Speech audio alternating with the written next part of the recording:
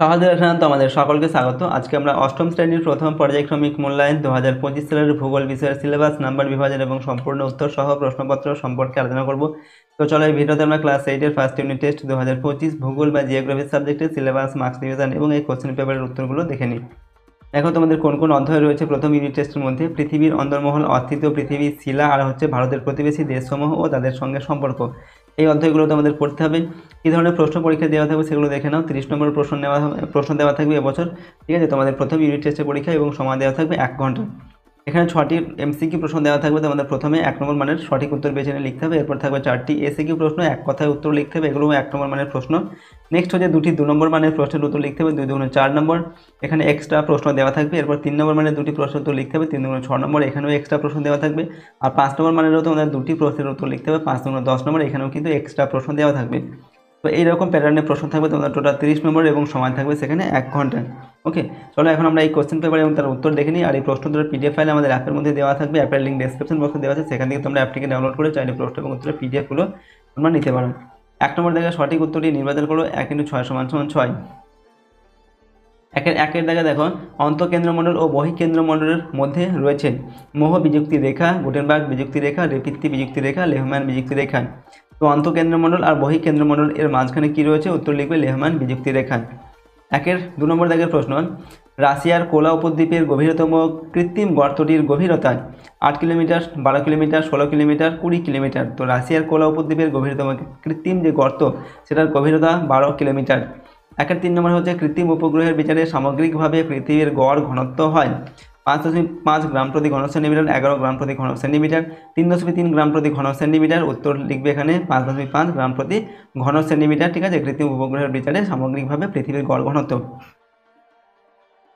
এরপর 4 নম্বর, শিয়াল ও সীমা স্তরের মাঝে আছে রেপিত্তি বিযুক্তি রেখা, কলোরাডো বিযুক্তি রেখা, মোহর ও ভিসিক বিযুক্তি রেখা।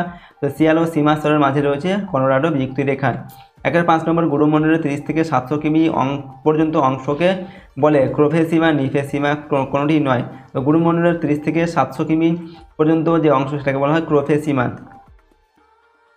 পরের প্রশ্ন 6 নম্বর, ভূত্বকের সবচেয়ে বেশি পরিমাণে আছে অক্সিজেন, সিলিকন, লোহা, কার্বন। তো ভূত্বকের সবচেয়ে বেশি পরিমাণে আছে অক্সিজেন। এরপর আইসল্যান্ডের বিদ্যুতের চাহিদার যে পরিমাণ ভূত্বক শক্তি দ্বারা মেটানো হয় সেটা হচ্ছে 20%, 30%, 40%, 50%। সঠিক উত্তর হবে আইসল্যান্ডের বিদ্যুতের চাহিদার যে পরিমাণ ভূত্বক শক্তি দ্বারা মেটানো হয়, উত্তর হচ্ছে অপশন 2টা হবে 30%। এরপর হচ্ছে দেখো 2 নম্বর দেখে, নির্দেশ অনুসারে নিজের প্রশ্নগুলোর উত্তর দাও। এখানে 4টি প্রশ্নের উত্তর লিখতে হবে। প্রশ্নের মান 1 নম্বর করে, 1 × 4 = 4। 2 এর 1 নম্বর দেখে, আমাদের রাজ্য পশ্চিমবঙ্গ কোন 3টি প্রতিবেশী দেশের সীমান্তে অবস্থিত? তো বাংলাদেশ, নেপাল, ভুটান, এই 3টি দেশের প্রতিবেশী দেশের যে সীমান্ত সেখানে অবস্থিত আমাদের রাজ্য পশ্চিমবঙ্গ, ঠিক আছে। এদের সীমান্তে অবস্থিত আর কি। চীন সার্কের অন্তর্ভুক্ত একটি দেশ, এটা সত্য না মিথ্যা লিখতে হবে। তো চীন সার্কের অন্তর্ভুক্ত নয়, এটা লিখবে মিথ্যা। 2 এর 3 নম্বর, বাংলাদেশের 3 দিক ঘিরে আছে ভারতের সীমানা, বাংলাদেশের 3 দিক ঘিরে আছে ভারতের সীমানা, এটা হবে শুদ্ধ, ঠিক আছে। শুদ্ধ বা অশুদ্ধ লিখতে হবে, এটা হবে শুদ্ধ। আর মায়ানমার থেকে ভারতের প্রধান রপ্তানি দ্রব্য হলো গ্রাফাইট, ঠিক আছে। এটা শুদ্ধ না অশুদ্ধ? এটা হবে অশুদ্ধ। ওকে, এরপরে দেখো 3 নম্বর দেখে, যে কোনো 2টি প্রশ্নের উত্তর এখান থেকে তোমাদের লিখতে হবে, ঠিক আছে। 2 দুগুণে 4 নম্বর দেওয়া আছে এই প্রশ্নের মান। তো 3 এর 1 প্রশ্ন হচ্ছে, প্রতিবেশী দেশগুলির সঙ্গে আমাদের দেশ ভারতের সুসম্পর্ক বজায় রাখার 2টি কারণ উল্লেখ করো। উত্তর কী হবে না, ভারত ও তার প্রতিবেশী দেশগুলির মধ্যে সুসম্পর্ক বজায় রাখার প্রধান কারণ হলো পণ্য দ্রব্য আদান প্রদান এবং বাণিজ্যিক লেনদেন। 2 এর 3 নম্বর, পাকিস্তানের কৃষিকাজের 2টি বৈশিষ্ট্য লেখো। তো 1 নম্বর, বৃষ্টিপাতের পরিমাণ কম হওয়া সত্ত্বেও পাকিস্তানের উপর জলসেচের উপর ভিত্তি করে পাকিস্তান কৃষিকাজে বেশ উন্নত হয়েছে। মূলত সিন্ধু ও তার উপনদীগুলিতে বাঁধ দিয়ে প্রথমে জলাধার তৈরি করে একাধিক সেচ খাল কেটে জলসেচ করা হয়। কৃষিক্ষেত্রে জল নিয়ে যাওয়ার এই যে প্রথা, এই প্রথাকে বলা হয় ক্যারেজ প্রথা। আর 2 নম্বর হচ্ছে, বিপুল জনসংখ্যার জন্য দেশের অভ্যন্তরে খাদ্যশস্য সহ বিভিন্ন প্রকার কৃষিজ ফসলের চাহিদাও খুব বেশি। এগুলো হচ্ছে পাকিস্তানের কৃষিকাজের 2টি বৈশিষ্ট্য আমরা লিখলাম। নেক্সট হচ্ছে দেখো 3 এর 3 নম্বর, কোন অঞ্চলকে ভারতীয় উপমহাদেশ বলা হয় এবং কেন বলা হয়? তো ভারত ও তার প্রতিবেশী দেশ যেমন নেপাল, ভুটান, বাংলাদেশ, মায়ানমার প্রভৃতির সামাজিক মিল রয়েছে যথেষ্ট। এদের মধ্যে ভারতের অবস্থান একেবারে মাঝখানে, আর আয়তন এবং জনসংখ্যার বিচারে ভারত বৃহত্তম। এক কথায় এই অঞ্চলের প্রধান কেন্দ্রবিন্দু হলো ভারত, তাই এই অঞ্চলকে ভারতীয় উপমহাদেশ বলা হয়। 3 এর 4 নম্বর, ভুটানকে বজ্রপাতের দেশ বলা হয় কেন? তো ভুটান পার্বত্য দেশ, এই দেশের উত্তরভাগে হিমালয়ের গড় উচ্চতা 5000 মিটারের বেশি। দক্ষিণ পশ্চিম মৌসুমী বায়ু ভুটানের পর্বতে বাধা পেয়ে প্রবল বৃষ্টিপাত ঘটায়। বৃষ্টিপাতের সময় প্রবল বজ্রপাত ঘটে, তাই ভুটানকে বজ্রপাতের দেশ বলে। পরের প্রশ্ন 4 নম্বর দেখে যে কোনো দুটি প্রশ্নের উত্তর দাও। প্রশ্নের মান হচ্ছে 3 নম্বর করে, 3 2 6 নম্বর দেওয়া আছে। তাহলে একের প্রশ্ন, অগ্নুদ্গম কিভাবে হয়? উত্তর লিখবে। প্রথমে আমরা পয়েন্ট করছি অগ্নুদ্গম। বিভিন্ন কারণে অগ্নুদ্গম হতে পারে। এগুলি হলো 1 নম্বর, ভূপৃষ্ঠে দুর্বল ফাটলের অবস্থান। ভূত্বক গঠনকালে ভূপৃষ্ঠ থেকে ভূগর্ভ পর্যন্ত কোথাও কোথাও দুর্বল ফাটল বা ছিদ্রপথ অবস্থান করলে এইসব দুর্বল স্থানগুলি অগ্নুদ্গমের উৎস রূপে কাজ করে। নেক্সট হচ্ছে দেখো 2 নম্বর, সান্দ্র শিলার উপস্থিতি। ভূ অভ্যন্তরে গভীরতা বৃদ্ধির সাথে সাথে শিলাস্তরের চাপ ও উষ্ণতা বাড়তে থাকে, কিন্তু গুরুমণ্ডলে 2000 ডিগ্রি সেলসিয়াস উষ্ণতায় উপরের স্তরের প্রবল চাপে শিলা গলে যায় না, বরং পিচ্ছিল হয়ে প্লাস্টিকের মতো প্রবাহিত হয়। এর কারণ হলো চাপ বাড়ার ফলে শিলার যে গলনাঙ্ক সেটা বেড়ে যায়। কখনো কখনো বহির্গুরুমণ্ডলের কোনো অংশের শিলা গলে গেলে এই গলিত ম্যাগমার ঘনত্ব পার্শ্ববর্তী অর্ধগলিত শিলার তুলনায় কম হয়ে যায়। ফলস্বরূপ এই ম্যাগমা উপরের দিকে উঠতে শুরু করে।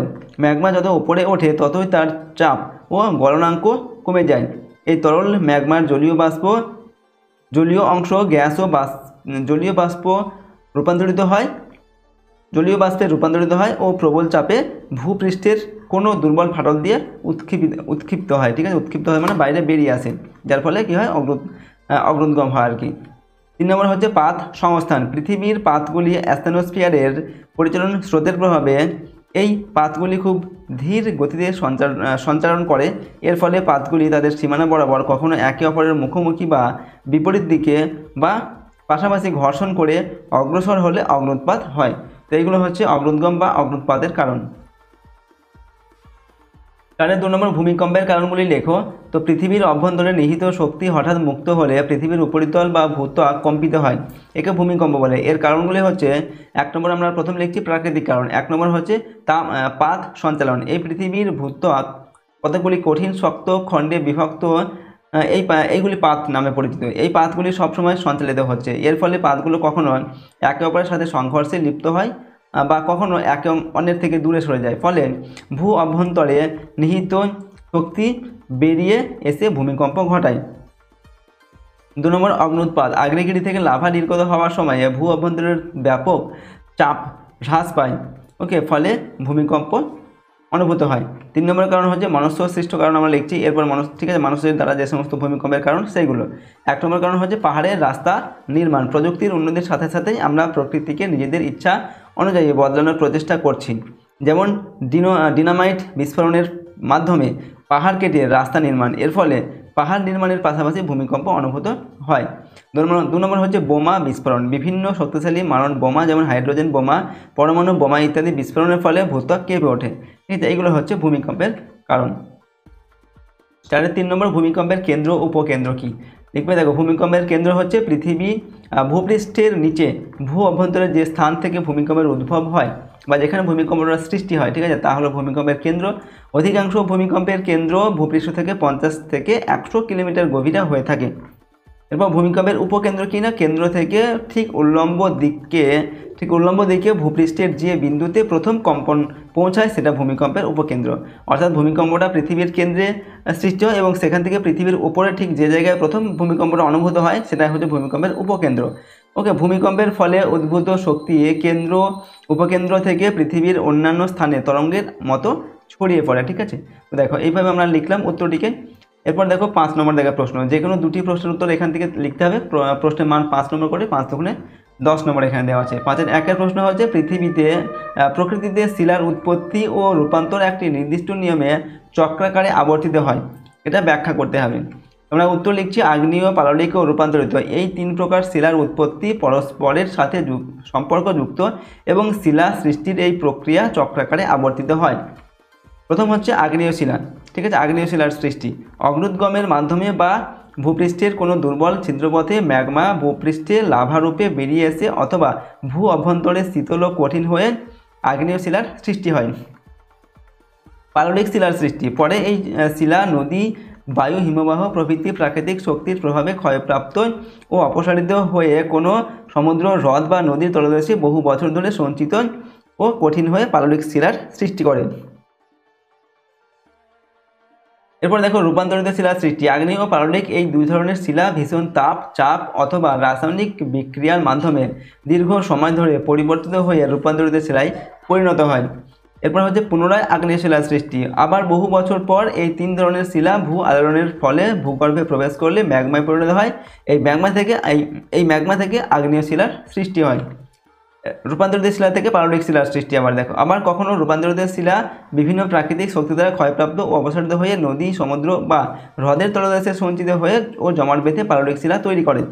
প্রকৃতিতে শিলার উৎপত্তি ও এক শিলা থেকে অন্য শিলায় রূপান্তর একটি নির্দিষ্ট নিয়মে চক্রাকারে আবর্তিত হয়ে চলেছে। ঠিক আছে, এইভাবে ক্রমান্বয়ে তিন প্রকার শিলার বিভিন্ন পদ্ধতিতে চক্রাকারে আবর্তনের সম্পূর্ণ প্রক্রিয়াটি হলো শিলাচক্র। ঠিক আছে, এটা হচ্ছে শিলাচক্র সম্পর্কে আমরা লিখলাম। নেক্সট হচ্ছে 5-এর 2 নম্বর, পাললিক শিলা কাকে বলে? পাললিক শিলার শ্রেণী বিভাগ করো। তো পাললিক শিলা কি না? বৃষ্টি, তুষারপাত, নদী, বায়ু, হিমবাহ প্রভৃতি প্রাকৃতিক শক্তির ক্ষয়কার্যের ফলে পাহাড়, পর্বত, মালভূমি ও সমভূমি ক্ষয়প্রাপ্ত হয়। ক্ষয়কার্যের ফলে উৎপন্ন পলি সাগর, মহাসাগর, নদী বা হ্রদে স্তরে স্তরে সঞ্চিত হয় এবং পরবর্তীকালে এই পলি জমাট বেঁধে যে শিলা গঠিত হয় তাকে পাললিক শিলা বলে। পাললিক শিলার বৈশিষ্ট্য হচ্ছে কিনা এই শিলায় বালি, পলি ও কাদার ভাগ বেশি থাকে। উদাহরণ হচ্ছে বেলে পাথর, কাদা পাথর, চুনা পাথর, এগুলো হচ্ছে পাললিক শিলার উদাহরণ। ঠিক আছে, এরপর লিখছি পলির উৎপত্তি অনুসারে পাললিক শিলার শ্রেণীবিভাগ। তো পলির উৎপত্তি অনুসারে পাললিক শিলার শ্রেণীবিভাগ দুভাবে করা যায়। একটা হচ্ছে সংঘাত শিলা আর একটা হচ্ছে অসংঘাত শিলা। সংঘাত শিলা কি না? প্রাচীন শিলা চূর্ণ বিচূর্ণ ও ক্ষয়প্রাপ্ত হয়ে বহুদিন ধরে জমাট বেঁধে যে শিলার সৃষ্টি হয় তাকে সংঘাত শিলা বলে। উদাহরণ হচ্ছে কংগ্লোমারেট, ব্রেসিয়া প্রভৃতি এইগুলো। আর 2 নম্বর হচ্ছে অসংঘাত শিলা। রাসায়নিক ও জৈবিক উপায়ে যে শিলা সৃষ্টি হয় তাকে অসংঘাত শিলা বলে। উদাহরণ হচ্ছে চুনাপাথর, লবণ শিলা ইত্যাদি।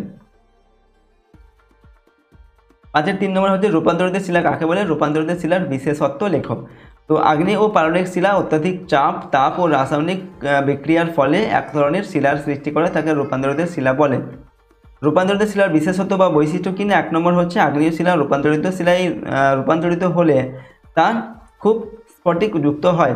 2 নম্বর হচ্ছে এই শিলার কাঠিন্য মাত্রা খুবই বেশি।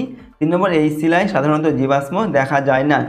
4 নম্বর রূপান্তরের ফলে শিলার মধ্যস্থ খনিজ দ্রব্যগুলি পুনর্বিন্যাসের ফলে একদিকে চলে আসে বলে খনিজ সম্পদ সংগ্রহে বিশেষ সুবিধা হয়। ওকে, 5 নম্বর এই শিলা সহজে ক্ষয়প্রাপ্ত হয় না।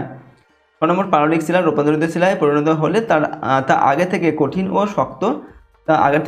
শক্ত হয়ে পড়ে। ঠিক আছে, তো দেখো এই ভিডিওতে আমরা ক্লাস 8-এর তোমাদের ভূগোল বিষয়ের ফার্স্ট ইউনিট টেস্ট 2025 সালের এখানে আমরা সিলেবাস, নাম্বার বিভাজন এবং একটি কোশ্চেন পেপারের উত্তর আমরা আলোচনা করলাম। প্রশ্নোত্তরগুলো ভালোভাবে তোমরা মুখস্থ করবে এবং কিন্তু প্র্যাকটিস করবে বারবার। ওকে, আর আমাদের এই চ্যানেল নতুন হয়ে থাকলে অবশ্যই চ্যানেলটিকে তোমরা সাবস্ক্রাইব করবে। আর যদি এই প্রশ্নোত্তরের পিডিএফ ফাইল পেতে যাও তাহলে সহজ লেসন অ্যাপটিকে ইনস্টল করবে এবং অ্যাপের লিঙ্ক ডেসক্রিপশন বক্সে দেওয়া আছে, সেখান থেকে তোমরা অ্যাপটিকে ডাউনলোড করে তাহলে প্রশ্ন এবং উত্তরের পিডিএফগুলো নিতে পারো। ঠিক আছে, আর চ্যানেলটিকে তোমরা অবশ্যই করে সাবস্ক্রাইব করবে এবং বেল আইকনে প্রেস করে অল অপশনটি সিলেক্ট করবে। ভিডিওটিতে লাইক করে দেবে, ভিডিওটি বন্ধুবান্ধবের সঙ্গে অবশ্যই শেয়ার করবে, কমেন্ট বক্সে নিজেদের মতামত অবশ্যই লিখে জানাবে। চলো আজকের এই ভিডিওটিকে আমরা এখানেই শেষ করছি। সম্পূর্ণ ভিডিওটি দেখার জন্য অসংখ্য ধন্যবাদ।